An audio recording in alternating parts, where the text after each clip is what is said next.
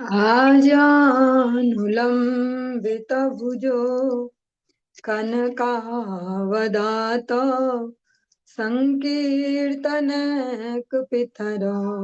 कमलायताक्ष विश्वम्भरो द्विजवरो युगधर्मपालो वन्दे जगत्प्रियकरौ करुणावतारो गुरवे गौरचन्द्राय राधिकाये तदालये कृष्णाय कृष्णभक्ताय तद्भक्ताय नमो नमः। तप्तकाञ्चन गौराङ्गी राधे वृन्दावनेश्वरी वृषभानुसुते देवी प्रणमामि हरिप्रिये। हे कृष्ण करुणा सिंधो दीनबंधो जगतपते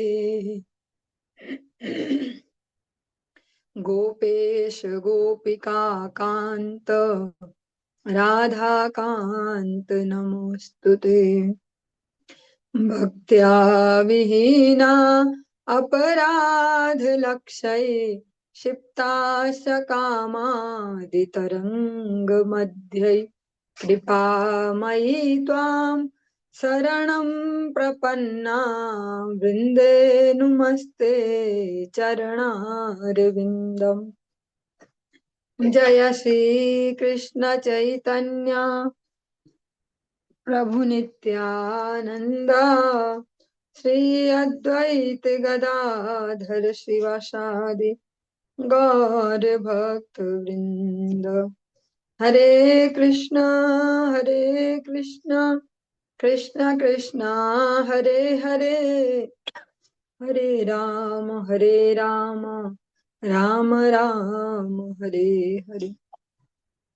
सर्वप्रथम भगवान के अभिन्न प्रकाश विग्रह संबंध ज्ञान प्रदाता श्री गुरुपाद पद्म पूज्य पात्र रंडी स्वामी अष्टोत्तर सत्स्य श्रीमद भक्ति प्रसाद विष्णु गोस्वामी गुरुदेव महाराज के पावन श्री चरण कमलों में असंख्य कोटि दंडवत ज्ञापित करते हुए उनकी अहेतुकी कृपा प्रार्थना करती हूँ। वे अपनी कृपा वर्षण करें जिससे निज कर्ता अभिमान भाव को छोड़कर एकमात्र उनकी वाणी के वाहक के रूप में अपना परिचय दे सकूं। परम गुरुदेव नित्य लीला पृष्ठों विष्णुवास श्री श्रीमद भक्ति दयित माधव गोस्वामी महाराज परमेष्ठि गुरुदेव जगत गुरु भक्त सिद्धांत सरस्वती गोस्वामी ठाकुर प्रभुपाद व समस्त गुरु परंपरा जय युक्त हूँ। सपार्षद श्रीमन नित्यानंद प्रभु श्री गौरहरि वृंदावन विहारी श्री राधा गोपीनाथ भगवान जय युक्त हूँ। हम सभी पर अपने कृपा वर्षण करें। सायकालीन कक्षा में हम श्रवण कर रहे हैं श्री चैतन्य भागवतम, इसका अंत्य खंड हम श्रवण कर रहे हैं और उसमें भी तृतीय अध्याय की आज जो 60 नंबर के 60वीं जो प्यार है यहाँ से प्रारंभ कर रहे हैं। हम फिर से एक बार इसको स्मरण करते चले प्रसंग को। जो सार्वभौम भट्टाचार्य जी हैं उन्होंने महाप्रभु का दर्शन किया जगन्नाथ देव के मंदिर में। उनके वहां जो भगवान के प्रेम के जो विकार है उनका दर्शन किया, उनको अपने निज निवास पर लेकर गए और अब उनके साथ उनकी चर्चा चल रही है। तथापि हा तुम्हारे संन्यास करीबार ए समय के मते है वे अधिकार से सब महांत शेष त्रिभाग वयसे ग्राम्य रस भुंजिया से करीला संन्यासे यौवन प्रवेश मात्र सकले तुम्हार किमते वाहैव संन्यासे अधिकार। फिर भी इस समय आपको संन्यास ग्रहण करने का अधिकार कैसे मिल गया? उन सब महांतों ने जो महापुरुष हैं शेष त्रिभाग वयस मतलब चौथी अवस्था जो ऐसे देखे मनुष्य शरीर के हिसाब से तो 75 वर्ष के बाद में ग्राम्य रस मतलब जो संसार की विषय वस्तुएं भोग विलास है सो भोग के उपरांत संन्यास ग्रहण किया है। अभी अभी आपका यौवन में प्रवेश हुआ है, अभी आपको संन्यास में अधिकार कैसे मिल जाएगा? जो श्री सार्वभौम भट्टाचार्य जी हैं, अत्यंत ही विद्वान है। श्री चैतन्य महाप्रभु ने उनको स्वयं से ही कृपा करते हुए एक प्रकार से उनको खुद इनवाइट किया है कि आप मुझे कुछ उपदेश कीजिए, हाँ, जिसमें से मेरा मंगल हो पाए। तो वो सबसे पहले यही प्रश्न कर रहे हैं कि तुमने संन्यास क्यों लिया? भक्ति के तुम्हें इतने लक्षण दिखाई दे रहे हैं, फिर भी तुमने उस उसका संन्यास ले लिया। अलग अलग प्रकार से उनको बता रहे हैं संन्यास के जो डिमेरिट्स कह सकते हैं, जो उसके असुविधाएं होने वाली हैं उससे। और इस प्रकार से कहते हैं कि जो भी संन्यास में जा रहे वे तो चतुर्थ आश्रम में जा रहे, पहले 3 आश्रमों के फलों को भोग के तब उसमें प्रवेश कर रहे हैं। लेकिन आप तो अभी अभी जस्ट युवा अवस्था में प्रवेश मिला है आपको, और अभी से संन्यास में अधिकार कैसे मिल जाएगा? इस प्रकार से इसलिए कह रहे हैं कि जैसे हम वो उदाहरण सुनते ना, एक तो होता है धनी व्यक्ति जिसपे होता है धन और जिसपे है वे सुख सुविधाएं, और तब वो उनको उपयोग उपभोग कुछ नहीं करता, अब वो उनसे संतुष्ट होकर वो सरल जीवन जीता। एक होता गरीब आदमी जिसपे वो है ही नहीं इसलिए वो यूज नहीं करता, तो वो दोनों समान नहीं कहलाई जाएंगे कि वो भी फ्रिज यूज नहीं करते, वो भी फ्रिज यूज नहीं करते। वो इसलिए नहीं करते कि उनपे वो है और उनपे है वो पैसे, पर वो समझते हैं उसका दुर्गुण जो भी, और वो इसलिए उपयोग नहीं करते क्योंकि उनपे है ही नहीं। दोनों समान नहीं हो सकते। ऐसे ही वो उदाहरण दे रहे हैं कि जो संन्यास आश्रम है एक प्रकार से पूरे परिपक्व अवस्था है वो, मतलब ऐसा नहीं है कि कोई भी कूद जाए उसमें। और आप तो अभी इतने युवा हैं जो ये संन्यास में प्रवेश कर रहे हैं, ये सब पहले 3 आश्रमों से होकर आगे बढ़े हैं। सरल भाषा में समझे, जो वर्ण आश्रम व्यवस्था है वो उसका जो मेन गोल है, उसका मेन गोल क्या है? जीवात्मा एक सेटिस्फाइंग वे में, एक संतुष्टि वाले रास्ते, मतलब भगवत भक्ति की ओर आगे बढ़े। अब वो वैसे ना जाए जैसे असंतुष्ट, और जैसे उदाहरण दिए जाते हैं कि किसी के कोई ट्रेजेडी हो जाए, किसी का कोई ऐसे पति पत्नी संबंध में कुछ हो गया, ब्रेक हो गया या कोई मर गया, ऐसा कुछ अजीब अजीब से एग्जाम्पल दिए जाते हैं कि भैया तब उन्होंने संन्यास ले लिया। तो वैसा ना हो। और सार्वभौम भट्टाचार्य जी जो भी कह रहे हैं, एक तो ऑप्शन वो है कि एक प्रकार से सब कुछ नेग्लेक्ट करके नगण्य मान के आगे बढ़ा जाए कि ऐसे ही भैया ऐसे भगवान का ऐसे संन्यास, और वो एक प्रासंगिक धरातल पे इसको कह रहे हैं, जीवात्मा के लेवल पर। हम सभी भी गृहस्थ आश्रम में, कोई वानप्रस्थ में होंगे, कोई शायद उससे ऊपर तो भी लगता नहीं कोई हो, पर इसको समझ सकते हैं कि जो विषयों की जो तृष्णा है, अगर उसको एक सेटिस्फाइंग वे में न किया जाए तो वो गलत तरीके से दिखते हैं। इसी के बिहाफ पे हम देखते हैं समाज में अनेक अनेक प्रकार की जो विकृतियां हैं वो आती हैं समय समय पर, जो ठीक से अपने जीवनों को नहीं चलाते। वर्ण और आश्रम व्यवस्था दोनों का मेन गोल यही है कि जीवात्मा सेटिस्फाइंग वे में भगवत भक्ति की ओर आगे बढ़ पाए। अब वो ना हो जाए कि भैया हम तो नहीं खाते पनीर क्योंकि पैसे ही नहीं है खाने लायक, वो वाला सीन ना हो जाए। वो है कि हमें पता है कि उसमें नमक नहीं डालते या उसमें ऐसा जो भी प्रकार से कहते, वो सब तो जिनको देख के आपने संन्यास लिया है वो सब तो चौथी अवस्था में जाके उसमें गई, आप तो अभी युवा अवस्था में ही है, अभी अभी प्रवेश ही हुआ है, तो आपको संन्यास में अधिकार कैसे मिल जाएगा?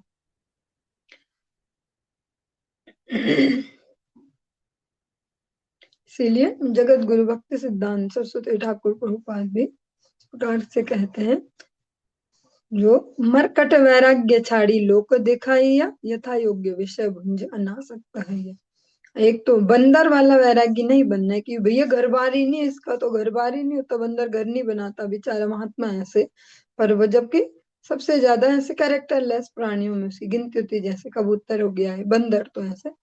तो वैसे वैराग्य के लिए मना किया गया, वो नहीं बोला दिखावा करो ऐसे। जो जितना नेसेसरी है जीवन के जिस फेज में, जिस एज में, जिस प्रकार की शारीरिक मानसिक अवस्थाओं में जिन विषयों का जितना संग्रह आवश्यक है उनको करके, और में आसक्ति न लेके उनको कह सकते हैं अनाचार छोड़ के, अनाचार रहित होकर उनको लेके और आगे बढ़ा जाए। वहाँ कहीं भी सो कॉल्ड ऐसे ही नहीं सिखाया जाता है, जैसे अलग अलग प्रकार से पंथ चल रहे हैं, कुमार बनाए जाते हैं, कुमारियां बनाए जाते हैं, इस प्रकार से। और यहाँ यही सिखाया जाता है कि एक सेटिस्फाइंग वे में जीवन को, आध्यात्मिक जीवन पर बढ़ाया जाए, दिखावे के लिए नहीं। परमार्थ सन्यास की करीब तुम्हारे, ए भक्ति है आछे तुम्हारे शरीर। योगिंद्रादि सबेर ये दुर्लभ प्रसाद, तबे किन्हीं करी आछे मत प्रमाद। सुनी भक्ति योग सार्वभौमेर वचन, बड़ सुखी है लगार चंद्र नारायण। जिस भक्ति का प्रकाशन आपके शरीर में हुआ है, उसे देखते हुए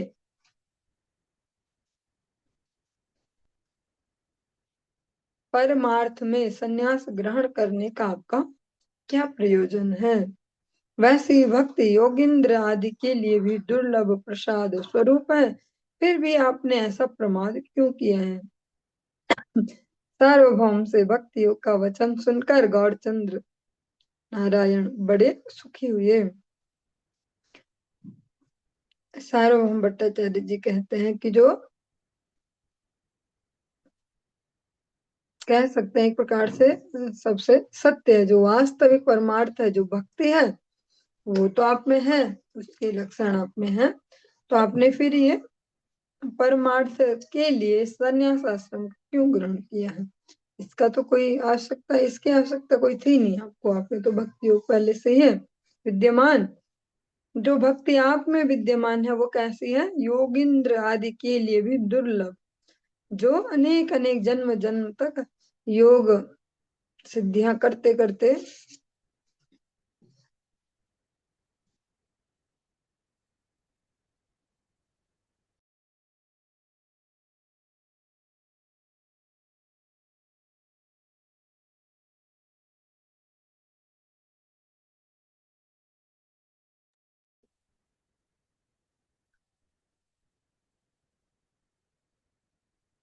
जो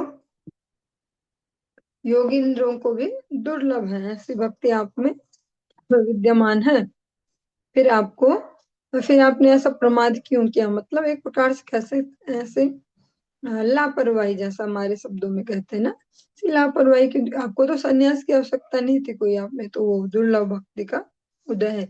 तो जब श्री गौरहरि जो कि इस स्वभक्ति श्रियम, जो अपनी इस प्रेमा भक्ति को ही देने के लिए स्पेशली आए हैं, जब उन्होंने ऐसे एक ज्ञानी के मुख से भक्ति की श्रेष्ठता सुनी, तो वे बड़े प्रसन्न हुए। प्रभु बले सुन सार्वभौम महासाय, सन्यासी आमारे नाही जानिया निश्चय। कृष्णेर विरहे मुई विक्षिप्त हैया, बाहिर हाइलु शिखा सूत्र मुड़ाइया।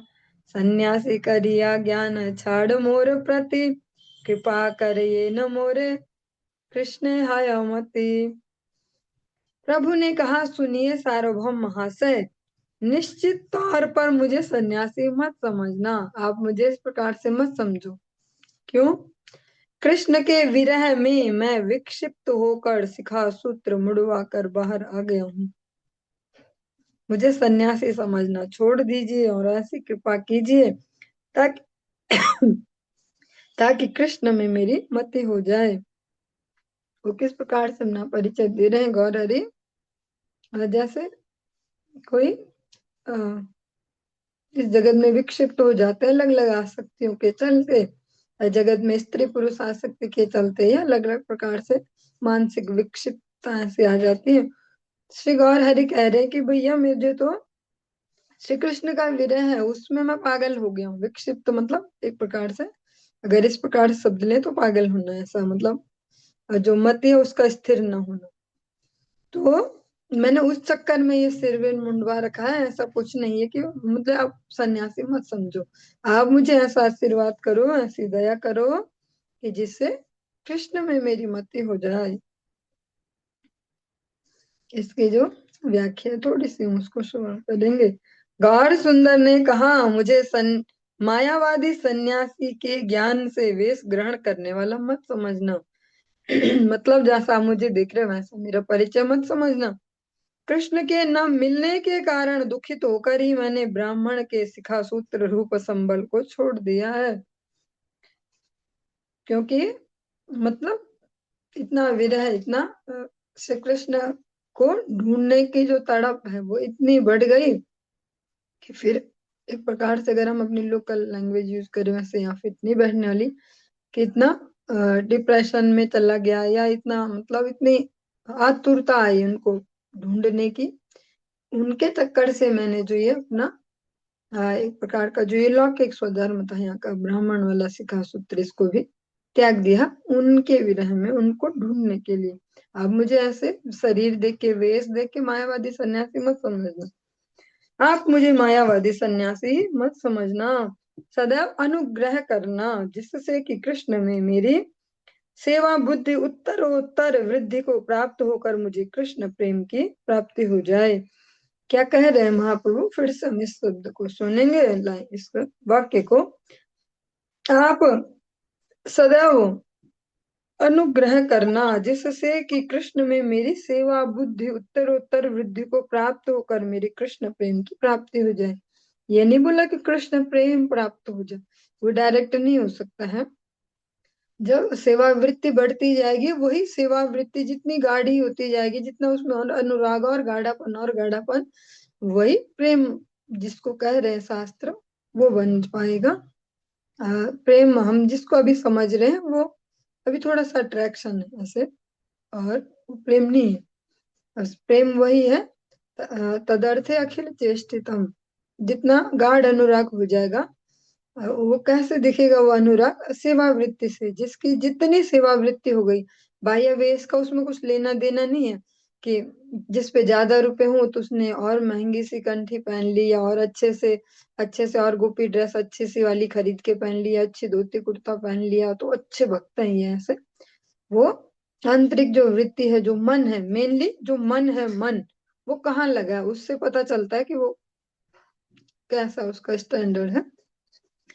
इसीलिए भगवान श्री कृष्ण कहते मन मना। सबसे पहले शर्त यही थी, मन मना, मन मुझे दो।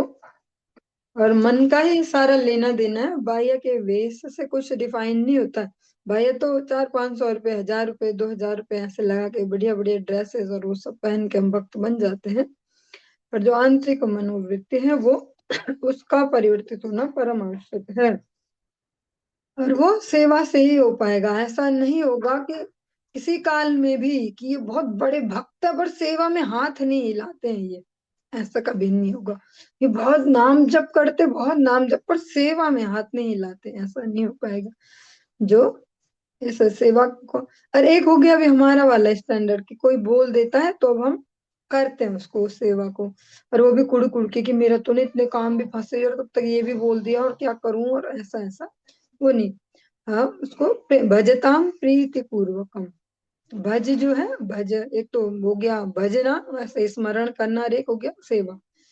तो जो प्रीति पूर्वक करता है उसको, और जितना उसका इस सेवा वृत्ति में अनुराग गाढ़ा होता जाएगा, वही बढ़ बढ़ के, वही कंडेंस्ड हो के और प्रेम बन जाएगा अपनी पूर्ण घनीभूत अवस्था में। ऐसा हम जो ऐसे श्री गुरु वर्ग हैं उनके समकक्ष साधु जन्म के चरित्रों में देखते हैं, उनको कोई बोलता नहीं है कि आप ऐसा करो, आप ऐसा करो। उनमें स्वयं से ही वो विशेष अनुराग है भगवान के लिए, वो सेवा की उत्कटता है। और हमारा कैसे कोई बोल दे उसमें भी आफत है कि पहले ही झमेले अपने कम है, ऊपर से ये दे देते हैं, ऐसे ऐसे। वही वाला ये भी हमारे भाव है, आपके ना भी है, मेरा तो ऐसे ही कि भैया अपने पास ही बहुत झमेला है, ऊपर से और पकड़ा दिया। पर जिसको प्रेम कह रहे हैं वही इसकी घनीभूत अवस्था है, जो सेवा में जो रुचि है। इसको अच्छा सा एग्जांपल ऐसे लेंगे, दूध तो सबको ही पसंद है, बहुत बढ़िया होता है दूध ऐसे, पर रबड़ी ज्यादा बढ़िया होती है। तो रबड़ी बनती कैसे? घनीभूत अवस्था उसके और कंडेंस्ड होके, ऐसे गाढ़ी होके, दूध और गाढ़ा होके और गाढ़ा होके, फिर वो रबड़ी, और उसका अलग आनंद है। ऐसे ऐसी जो प्रेम अवस्था वो सेवावृत्ति जिसकी जितनी ज्यादा बढ़ती जाएगी भगवान के प्रति, पहले ड्यूटी पूर्वकम, फिर धीरे, पहले डर पूर्वकम, फिर ड्यूटी पूर्वकम, और फिर प्रेम पूर्वकम। अब प्रेम पूर्वकम में भी फिर आतुरता आ जाएगी एक कि मतलब मुझे मिले, क्या ढूंढूं, कौन सी सेवा मिले हो सकती है। और इस प्रकार से जो पूर्व वैष्णव सेवा में जो स्थिर बुद्धि वाले होते हैं, उनके अनुगत्य भगवत सेवा में लगते हैं। यही, और कोई रॉकेट साइंस नहीं है, पर इसी का ही स्टैंडर्ड है। और अच्छे से और अच्छे से और अच्छे से बढ़ते बढ़ते, और वही प्रेम है जिसको शास्त्र प्रेम करे, वही सेवा वृत्ति की घनीभूत अवस्था। जो राधा रानी है वो क्यों है भक्तों में सबसे ऊपर शिरोमणि, क्योंकि उनमें उतनी ज्यादा सेवा वृत्ति है भगवान की। तदर्थ अखिल चेष्ट, भगवान के सुख के लिए, भगवान की प्रसन्नता ही उनका एकमात्र उद्देश्य है। अभी जिस प्रकार से हम चल रहे हैं, हमारा कैसा दिखता है कि हम भगवान के लिए करते हैं, पर करते अपने लिए। कैसे?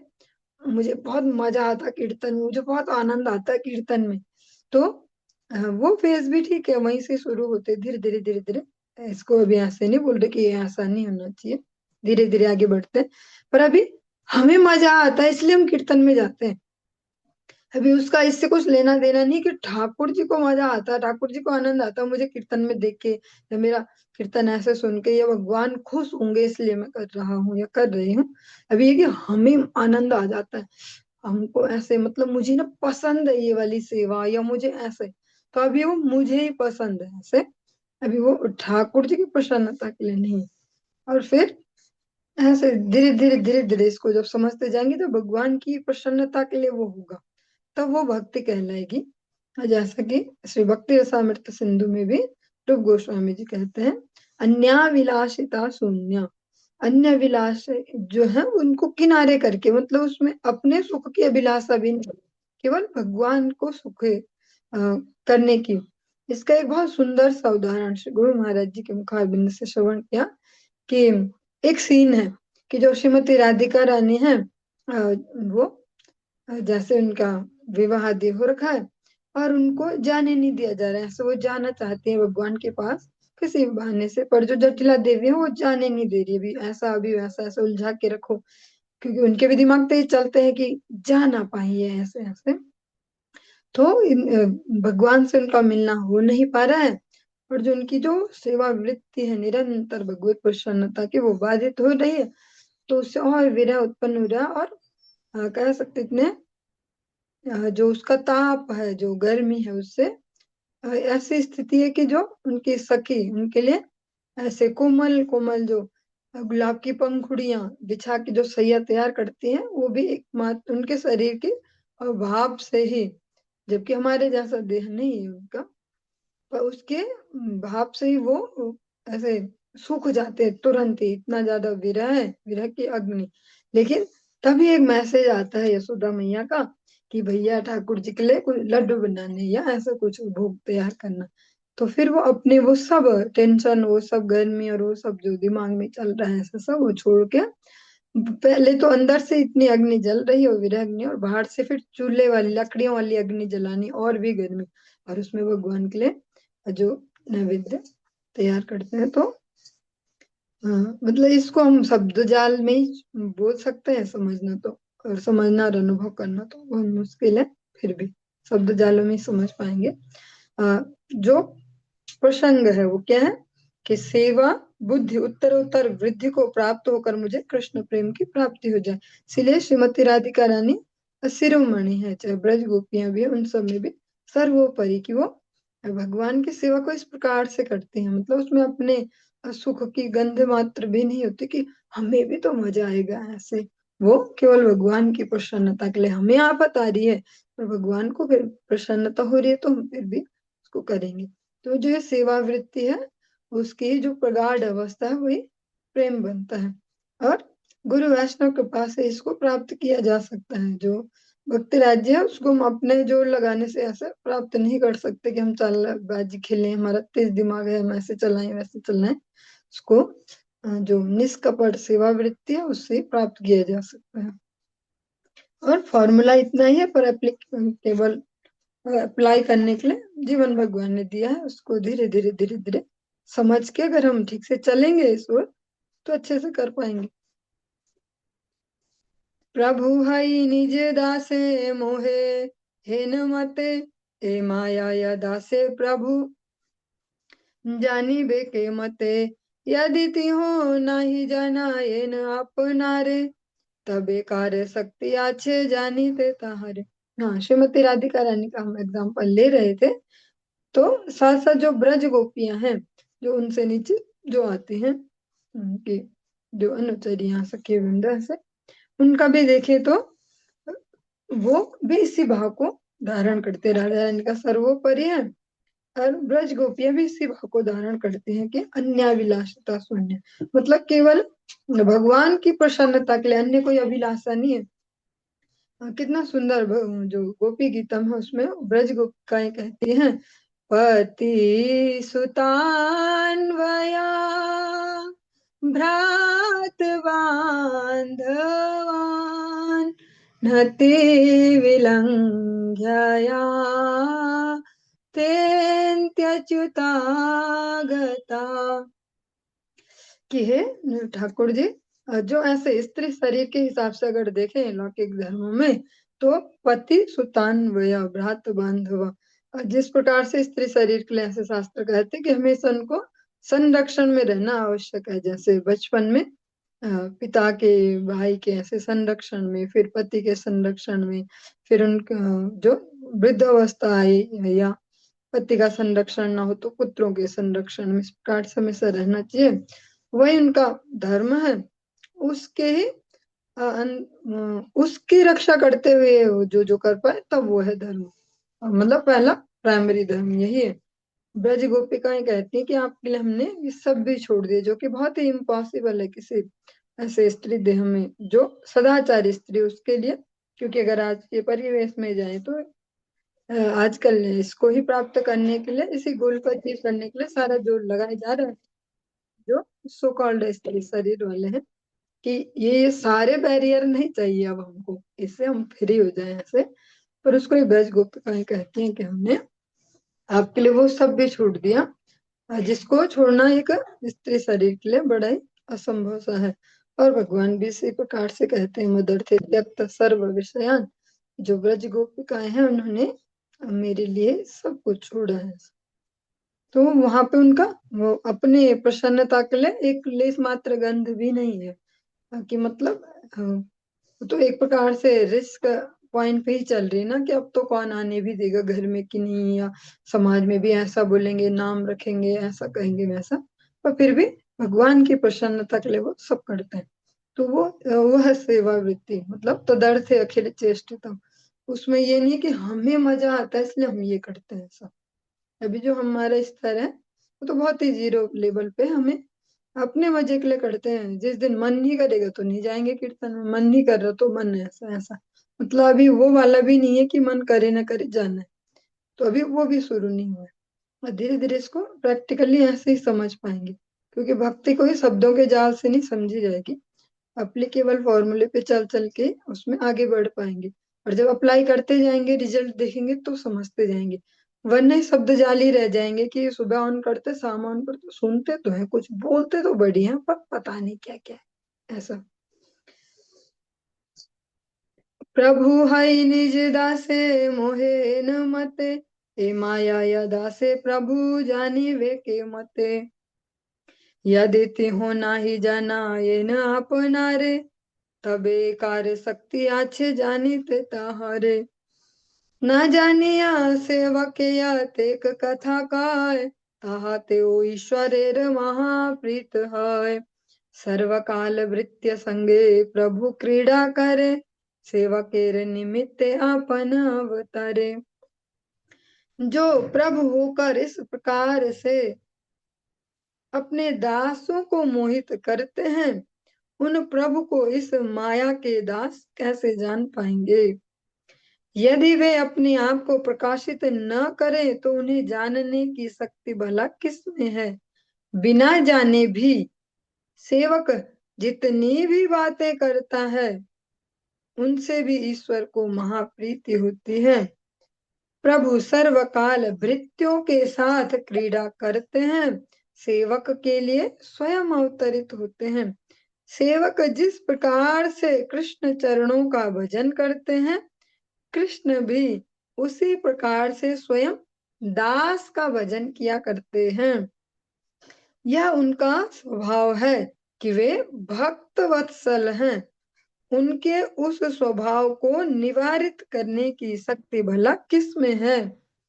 स्वयं महाप्रभु जो सार्वभौम भट्टाचार्य जी हैं, उनका एक प्रकार से संदेह दूर कर रहे हैं। जो कह सकते हैं या तो गलतफहमी या इस प्रकार से शंका कि आप मुझे सन्यासी मत समझना, ऐसे बाहर से देख के मायावादी सन्यासी और ऐसे मेरा वेश और वो सब देख के। मैं तो जो श्री कृष्ण है उनके विरह से परेशान ना हूँ, उनके विरह में जलते हुए उसके जो कह सकते हैं विरह की वजह से मेरी ऐसी मति ऐसी हो गई है, और इसलिए मैंने वो सब छोड़ दिया। अपना जो ब्राह्मण उचित जो थे लक्षण की शिखा होनी चाहिए, सूत्र होनी चाहिए। आप बाहर के वेश पे मत जाओ कि मायावादी वाला मैंने वेश धारण किया तो मैं मायावादी सन्यासी हो गया, वो नहीं हूं मैं। हाँ, इसीलिए यहाँ पे कहा कि जो भगवान है वे हमेशा खेलते हैं भक्तों के साथ, ऐसे लीला करते हैं, मोहित करते रहते, कुछ ना कुछ करते हैं। अब जो स्वयं ही भगवान ऐसा कुछ खेल खेले तो कोई कैसे पता लगा पाएगा कि ये खेल है कि वास्तविकता है? जैसे कुंती महारानी भी कहती है अपनी स्तुति में कि आपके जो मोटे मोटे आंसू होते हैं जब यशोदा मैया छड़ी लेके आपको मारने जा रही है, और मोटे मोटे आंसू और यहाँ काजल फैल के और यहाँ सारा काला काला ऐसे, और सच में ही वो ऐसे डरावने, बस ऐसे बहुत डर लग रहा है ऐसे। अरे तो वो तो मुग्ध कर देता, हमें भी मोहित कर देता कि है ये भगवान कैसा है, ये क्या हो रहा है, इसको ऐसे डरता है छोटी सी छड़ी देख के या मैया को देख के ऐसा घबराता है, क्या मारेगी माँ मुझे, ऐसे ऐसे कह रहे हैं कि जब भक्त भी नहीं समझ पाएंगे जिनके साथ भगवान खेल रहे हैं, तो फिर जिनको भगवान से न लेना न देना, जो उनकी माया के दास है, वो कैसे समझ पाएंगे? उनके लिए तो महाप्रभु एक सन्यासी हैं। अच्छा, चैतन्य महाप्रभु तो वो जो जीके वाली बुक मिलती रहती है इधर उधर रेलवे स्टेशन यहाँ वहाँ कहीं भी, उसमें ढूंढेंगे ना चैतन्य महाप्रभु मिल जाएगा।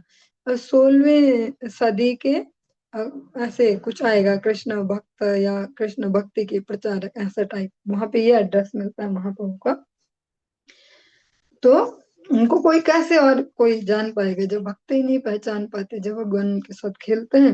अनेक अनेक भक्त इस प्रकार से कहते हैं कि आप तो मोहित कर देते हैं, ऐसे ऐसे ऐसे काम करते हो कि हम ही कंफ्यूज हो जाते हैं कि ये कैसे भगवान है।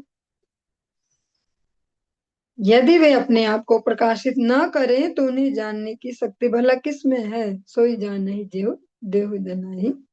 अगर भगवान स्वयं को स्वयं प्रकाशित ना करें तो कोई उन्हें कैसे जान पाएगा? बहुत अच्छा सा उदाहरण है, बहुत अच्छा सा।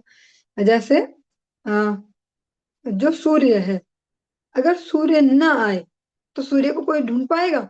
ऐसे कि चलो हमने एक मिशन बनाया है, बहुत बड़ी अर्थव्यवस्था, बहुत ज्यादा पैसे हमने कलेक्ट किए, कुछ ऐसी मशीनें बनाओ कि चलो सूर्य ढूंढ के लाते हैं, ऐसे सूर्य का पता लगाते कहाँ रहता है? क्या कोई कभी किसी काल में पता लगा पाएगा सूर्य का? कभी भी नहीं। सूर्य का पता कैसे चलेगा? जब सूर्य की मर्जी होगी, सूर्य आएगा तो सूर्य को तब देख पाएंगे। ऐसे कितनी कितनी हम लाइटें बना दे, कितनी ऐसी योजनाएं, वैसी विद्युत परियोजना, ये वो, पर सूर्य को नहीं ढूंढ पाएंगे क्योंकि वो स्वयं प्रकाशित वस्तु है। उसको कोई और टॉर्च लेके कोई ऐसे वैसे ऐसी वाली लाइटें, लेजर लाइट, ये वो ढूंढ नहीं पाएंगे सूर्य को। ऐसे ही भगवान है, क्योंकि वो भी स्वयं प्रकाशित वस्तु है। न तद भाष्यते सूर्यो न शशांको न पावका यद गत्वा न निर्वर्तन्ते धाम परम मम। वहां भी न कोई सूर्य है, न चंद्रमा है, न कोई लाइट है, न कोई अग्नि है, न कोई दीपक जल रहा है जिससे वो स्वयं प्रकाशित है। ऐसे जो स्वयं प्रकाशित भगवान अगर स्वयं को प्रकाशित ना करे तो और कोई उन्हें कैसे समझ पाएगा? और भगवान हमेशा निरंतर अपने भक्तों के साथ क्रीड़ा करते रहते हैं। सेवकों के लिए खुद नीचे उतर के आ जाते हैं। अवतरण मतलब नीचे उतरना, किसी हायर पोजीशन से नीचे आना। भगवान का जो दिव्य चिन्मय धाम है, जो इस जो ये मायाग्रस्त जो संसार है इससे कई ऊपर है, पर भगवान अपने सेवकों के लिए यहाँ नीचे इस ये कह सकते हैं ये इस धरती पे भी आने को तैयार रहते हैं अपने सेवक के लिए। जो चतुष्सन है, उन्होंने जय विजय को जब श्राप दिया तो भगवान ने वह वैसे इंटरफेयर नहीं किया कि मैं हूं भगवान और ये है मेरे दास, तुम कौन होते हो इन्हें ये दंड देने वाले, ये श्राप, कुछ श्राप नहीं चलेगा तुम्हारा, ऐसा ऐसा नहीं किया उन्होंने। उनकी मर्यादा रखी, अच्छा आपको श्राप देना था, ठीक है कोई बात नहीं, कोई प्रॉब्लम नहीं, अच्छा तुमको भी जाना पड़ेगा ना, राक्षस बनना पड़ेगा, कोई प्रॉब्लम नहीं, मैं भी आ जाता हूँ साथ साथ, बस वैसे नहीं निपटाया कि झगड़ा में लग जाए और वहां वहां पुलिस केस हो जाए और सब। वो किया कि जो कर सकते हैं, कि मैं ही आ जाता हूँ तुम्हारे साथ, टेंशन मत लो, तुम जा रहे हो ना मैं भी आता हूँ। तो भगवान अपने सेवकों के लिए स्वयं, मतलब जिस प्रकार से जो सेवक है वे जिस भाव से जिस इंटेंसिटी से भगवान के चरणों को भजते हैं, भगवान भी उतना ही उन्हें भजते हैं। और ये बहुत खतरनाक सी बात भी है अगर इसको समझ पाए सूक्ष्मता से। जो हम दिमाग चलाते हैं ऐसे 16 माला सटा सट सटका दो और होगी भक्ति, और अब हम अपना मजे से फोन भी चला सकते हैं, ये भी कर सकते हैं, ऐसा भी वैसा भी, और हमारी तो चल रही है भक्ति। तो ठाकुर जी भी ऐसे ही करते हैं, फटाफट से बस देख दो इसकी ओर, ठीक है ठीक है, और अब मैं भी अपना अपना करता हूँ ऐसे। तो जो जिस भाव से कर रहा है कि अच्छा मुझे तो हरिनाम में ना इसलिए भी है कि यहाँ रहने से सही चलती है जिंदगी, थोड़ा हरिनाम करो तो सेट हो जाती है लाइफ, ऐसे पैसे भी खूब आ जाते हैं, ऐसा ऐसा। तो ठाकुर जी भी वैसे करते हैं फिर, वो भी सोचते हैं कि इसके लिए इधर इसकी ओर मैं इसीलिए देखता हूँ, थोड़ा बहुत ये दिया बत्ती जलाता रहता है, बस उतना ही रोक गया। तो ये यथा माम प्रपद्यन्ते तास तथा वजाम्यहम्, बिल्कुल वैसा ही।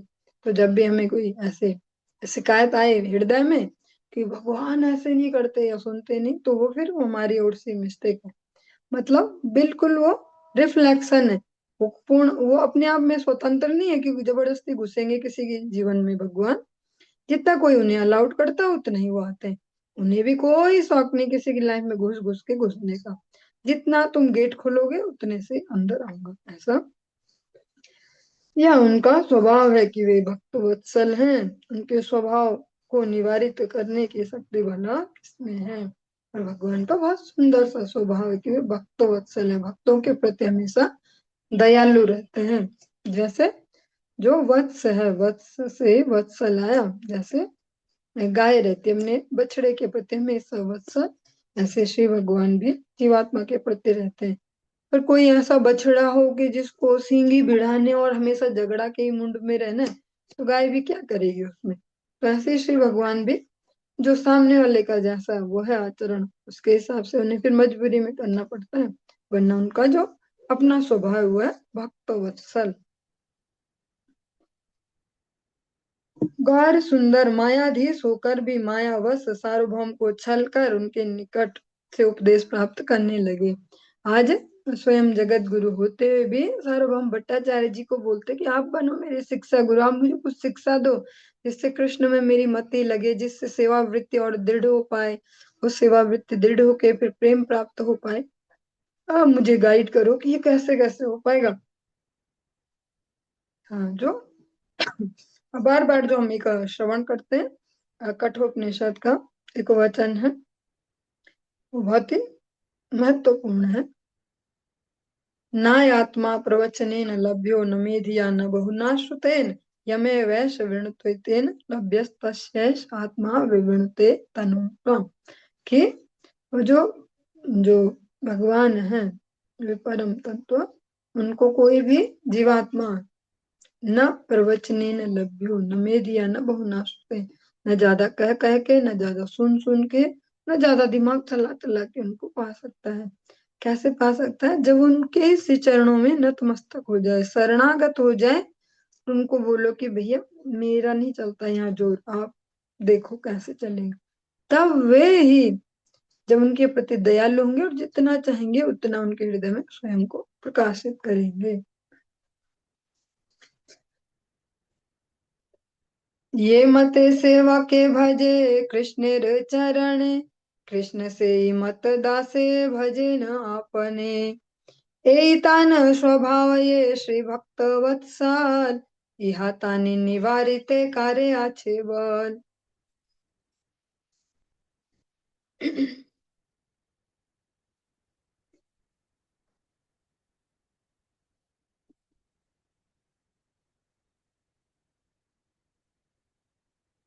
इसमें भी इसी भाव को कहा गया, ये यथा माम प्रपद्यन्ते तास तथैव भजाम्यहम्। जो जिस प्रकार से भगवान को भज रहे हैं अपने हृदय में, भगवान उनके लिए वैसे ही है। ऐसा नहीं है कि भैया शायद कोई इनके साथ पक्षपात करता हो, इनको ज्यादा भक्ति सिखाते हैं और इनको कम सिखाते हैं, ऐसा नहीं है। जिस जीवात्मा का जैसा भाव है भगवान के प्रति, भगवान उसके लिए वैसी व्यवस्था करते हैं। ये बहुत ही कह सकते हैं प्रासंगिक भी है, बहुत ही प्रभावशाली, बहुत ही सरल बात भी है, पर अगर समझ में आए। हमें केवल इच्छा ही करनी है, हम जो कर सकते हैं वह इच्छा करना, और भगवान फिर सारी व्यवस्थाएं बनाते हैं। पर अगर जीवात्मा इच्छा ही ना करे किसी भी प्रकार से भक्ति राज्य में आगे बढ़ने की, तो भगवान भी क्या करे। और जो जिस प्रकार से केवल इच्छा भी करे दृढ़ता से कि मैं चाहता हूँ ऐसे सीखना या मैं चाहता हूँ ऐसे करना, तो भगवान वैसी सुविधा उसको उपलब्ध करवा देते हैं। और सब अपने अपने जीवनों में हम सभी देख सकते हैं कि जब भी हम ईमानदारी से चाहते हैं कि मैं सीखूं ऐसा कोई सेवा को, तो भगवान वैसे अवसर भी प्राप्त कराते हैं।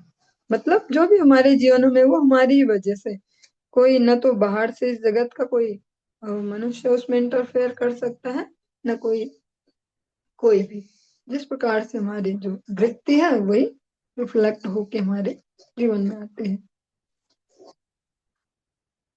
हास्य प्रभु सार्वभौमे चाहिया चाहिया, ना बुझे न सार्वभौम माया मुग्ध हैया। सार्वभौम बलिन आश्रमे बड़ तुम्ही, शास्त्र मते तुम्ही वंद्य उपासक आमी। तुम्ही ये हमारे स्तव कर युक्ति नाय, ताहते हमारे पाछे अपराध है। प्रभु बले छाड़ मोरे सकल माया, सर्वभावे तुम्हारे लाइनु मुई छाया। इन मते प्रभु भृत्य संगे करे खेला, के बुझिते पारे गौर सुंदर लीला। प्रभु सार्वभौम की ओर देखते हुए हंसने लगे। माया मुग्ध सार्वभौम समझ नहीं पाए। ये ऐसी अभी जो माया कह रहे माया मुग्ध, वो जड़ माया नहीं है हमारे जैसी जो हमको मोहित करते, वो भगवान माया है। सार्वभौम ने कहा, आश्रम की दृष्टि से आप बड़े हैं, मतलब मैं तो गृहस्थ में हूँ और आप संन्यास में हैं। शास्त्रानुसार आप वंदनीय हैं, मैं उपासक हूँ। आप जो मेरा स्तवन करते वो ठीक नहीं है, जो आप मेरे इतनी प्रशंसा करते हैं ऐसा वो उचित नहीं। कहीं इसमें मेरा अपराध न हो जाए, कहीं गड़बड़ न हो जाए। और ये हमारे लिए भी समझने की बात है, जब श्रेष्ठ जन कुछ ज्यादा प्रशंसा करने लगे तो एक ओर से तो हम ऐसे समझते कि वाह शायद हम बढ़िया होने लग गए, दूसरी ओर से ये एक सिग्नल भी है, डेंजर सिग्नल, कुछ गड़बड़ है बहुत बड़ी। कहीं हमारे हृदय के भावों को तो नहीं पकड़ लिया और फिर हम चाहते हैं इसलिए हमें और सम्मान मिल रहा हो। प्रभु ने कहा, मेरे प्रति यह सब माया छोड़ दीजिए, सभी प्रकार से मैं आपके आश्रय में हूँ। इस प्रकार से प्रभु वृत्त, और ऐसे ही महाप्रभु भी कह रहे हैं उनको कि भैया आप मत बोलो ऐसा ऐसा कुछ, बस मैं तो आपकी ही कृपा के उससे ही जी पा रहा हूँ, हाँ आपकी ही दया, बस आपके ही भरोसे हूँ मैं। दोनों दोनों एक दूसरे को ऐसा ही कह रहे हैं। इस प्रकार से प्रभु वृत्य के साथ क्रीड़ा कर रहे हैं। गौर सुंदर की लीला कौन समझ सकता है, जिसकी छोटी सी व्याख्या दी गई। सार्वभौम ने कहा, मैं वयोवृद्ध पंडित हूँ, पर आप आश्रम क्रम में मुझसे श्रेष्ठ हैं। आप मेरे पूज्य हैं, शास्त्रानुसार मैं आपका सेवक हूँ। मतलब ऐसे तो ठीक है कि मेरी अवस्था आपसे बड़ी भी है, पढ़ाई लिखाई भी मेरी आपसे ज्यादा हो रखी है, ऐसा ऐसा, पर जो आश्रम है उसमें आप मुझसे श्रेष्ठ हैं, आप पूजनीय हैं। मैं शास्त्रों के हिसाब से देखे तो मैं आपका सेवक हूँ, अतएव आपके दैन्य विनय के द्वारा मैं अपराधी बनता जा रहा हूँ। और जो आप ये दैन्यता दिखा रहे हो ना ये मेरे समक्ष, इससे क्या हो रहा है, मेरे ऊपर लोड चढ़ते जा रहा है, मेरे ऊपर भार हो रहा है, मेरे लिए ये अपराध बन रहा है।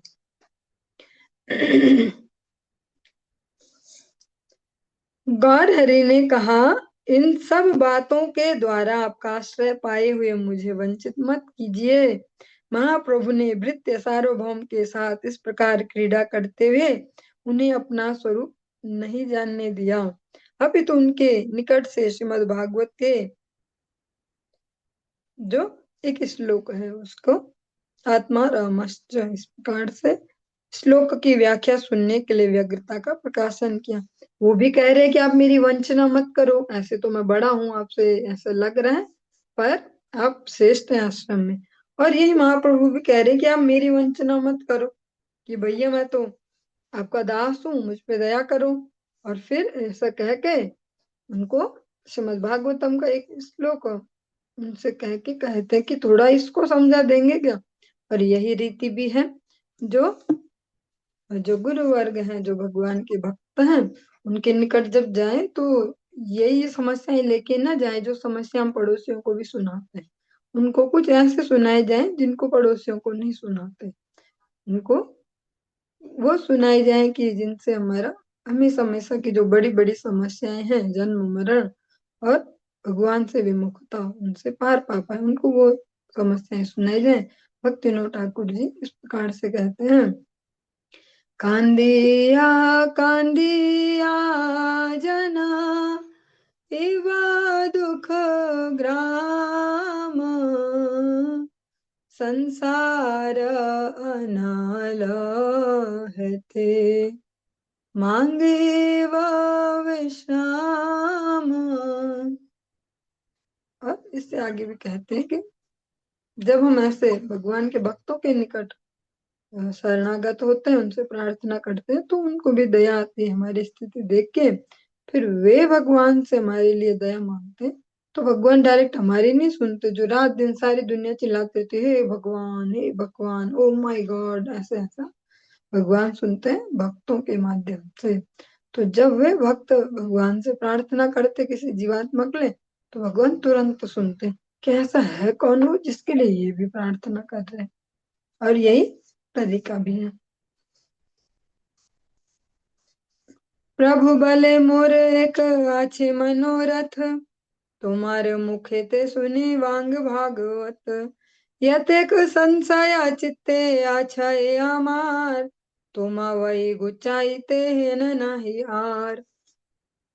प्रभु ने कहा, मेरा एक मनोरथ है, एक निवेदन है, मैं आपके मुख से भागवत सुनना चाहता हूँ।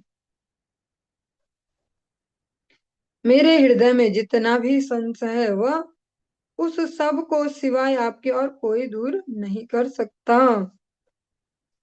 मैं आपके आज ऐसा श्रवण भी करते हम गुरुवर से कि भागवत सुना वैष्णव स्थानीय, भागवत को जो सुनना है वो भक्तों के निकट सुनना चाहिए, क्योंकि जो जिसको जानता वही उसके बारे में ढंग से बता पाएगा। जो जिसको जानता ही नहीं वो कैसे बता पाएगा उसके बारे में। जो जिसका जानने वाला वही बता पाएगा। आप उनसे मिलने जा रहे हो, अभी मत जाओ, अभी घर पे नहीं मिलेंगे, अभी तो वहां जाते हैं, और अभी तो उनके खाने का टाइम है, अभी उनके आराम का टाइम है, तो उसको पता होगा। जो जानता ही नहीं वो कैसे होगा, हाँ ठीक है बिल्कुल मैसे जाओ जाओ। हम्म, तो श्री हरि कहते हैं कि मैं आपके निकट भागवत सुनना चाहता हूँ, मेरे हृदय के संशयों को आप दूर कर दीजिए, और आपके अतिरिक्त और कोई कर नहीं सकता। क्योंकि जो भगवान की कथा की भी महिमा है इसमें, कि जो भगवान की कथा है वो हमारे समस्त संशयों को दूर कर देती है, चाहे वो हमारे लौकिक भी क्यों ना हो। अगर हम ऐसे ईमानदारी से भगवत कथा भगवत भक्तों के निकट सुनते हैं तो हमारे संशय अवश्य दूर होते हैं। किसी भी प्रकार के संशय हो, चाहे वो भौतिक हो चाहे आध्यात्मिक हो, अवश्य दूर हो जाते हैं। तुलसीदास जी बहुत सुंदर से और सरल भाषा में इसको कहते हैं, कथा की जो महिमा है। राम कथा सुंदर कर तारी, संसाया विहाग उड़ावन हारी। तुलसीदास जी इस प्रकार से कथा की महिमा कहते हैं कि जैसे हमारे खेतों में या बगीचे में कहीं भी कोई फलदार पेड़ हो, उस पे बहुत सारे पंछी बैठ जाएं, पक्षी बैठ जाएं, तो उनको अगर भगाना हो कि वो फसल को नष्ट ना करे, तो क्या करेंगे, बस कुछ नहीं, एक ताली बजाएंगे ऐसे और वो उड़ जाएंगे। तो जो भगवान की कथा है वो भी इसी ताली के समान है। जो हमारे हृदय में अनेक अनेक संशय बैठ जाते हैं, चाहे वो भौतिक जगत के हो चाहे आध्यात्मिक जगत के, जब हम भक्तों के निकट भगवान की कथा सुनेंगे तो ये सारे संत से ऐसे तुरंत भाग जाएंगे। चलिए आज के इस प्रश्न को हम यहीं पे विश्राम देंगे और इससे आगे हम कल श्रवण करेंगे। हरे